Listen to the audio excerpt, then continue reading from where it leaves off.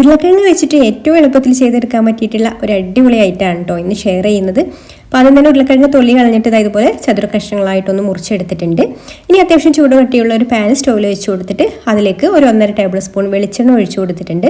വെളിച്ചെണ്ണ ചൂടാകുന്ന സമയത്ത് ഉരുളക്കിഴങ്ങിൻ്റെ പീസുകൾ ഇതിലേക്ക് ചേർത്ത് കൊടുത്ത് മിക്സ് ചെയ്ത് കൊടുത്തതിന് ശേഷം ഇതുപോലെ ഒന്ന് നിരത്തി വെച്ച് കൊടുത്തിട്ട് ഉരുളക്കിഴങ്ങിൻ്റെ ഓരോ പീസുകളും പാനിൽ തട്ടുന്ന ഈ ഒരു രീതിയിൽ വെച്ച് കൊടുത്തിട്ട് ലോ ഫ്ലെയിമിൽ വെച്ചിട്ട് അടച്ചു വെച്ചിട്ട് ഇതൊന്ന് കുക്ക് ചെയ്തെടുക്കാം. അപ്പോൾ ഇങ്ങനെ കുക്ക് ചെയ്തെടുക്കുന്ന സമയത്ത് ഉരുളക്കിഴങ്ങൊന്നും ഉടഞ്ഞു പോയില്ല, പുറം ഭാഗം ചെറുതായിട്ടൊന്ന് മൊരിഞ്ഞിട്ടും അകത്ത് നല്ല സോഫ്റ്റ് ആയിട്ടും കിട്ടും.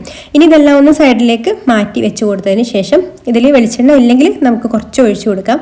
എന്നിട്ട് ആ ഒരു വെളിച്ചെണ്ണയിലേക്ക് ഒരു 1/4 ടീസ്പൂൺ പെരിഞ്ജീരകം ചേർത്ത് ഒന്ന് മൂത്ത് കഴിഞ്ഞാൽ ഇതിലേക്ക് 1/4 ടീസ്പൂൺ മഞ്ഞൾപ്പൊടിയും പിന്നെ ഒരു 1/2 ടീസ്പൂൺ കാശ്മീരി മുളക് പൊടിയും പിന്നെ 1 ടീസ്പൂൺ ചിക്കൻ മസാലയും കൂടി ചേർത്ത് കൊടുക്കുന്നുണ്ട്. പിന്നെ പാകത്തിനുള്ള ഉപ്പ് ചേർത്ത് കൊടുത്ത് ഈ ഒരു മസാല ഒന്ന് എണ്ണയിലിട്ടിട്ട് ഒന്ന് മൂപ്പിച്ചെടുക്കണം. ഒന്ന് മൂത്ത് കഴിഞ്ഞാൽ പിന്നെ നമുക്ക് ഉരുളക്കിഴങ്ങിൻ്റെ പീസുകൾ എല്ലാം കൂടി ഇതുപോലെ ഒന്ന് നന്നായിട്ട് ഇതിൽ മിക്സ് ചെയ്തെടുക്കാം.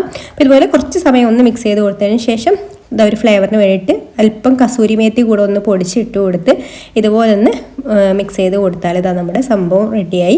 ചോറിലേക്കോ ചപ്പാത്തിയിലേക്കോ ദോശയിലേക്കൊക്കെ കഴിക്കാട്ടോ. അടിപൊളി ടേസ്റ്റാണ്. കൂടുതൽ റെസിപ്പീസിനായി പേജ് ഒന്ന് ഫോളോ ചെയ്ത് സപ്പോർട്ട് ചെയ്യാൻ മറക്കല്ലേ.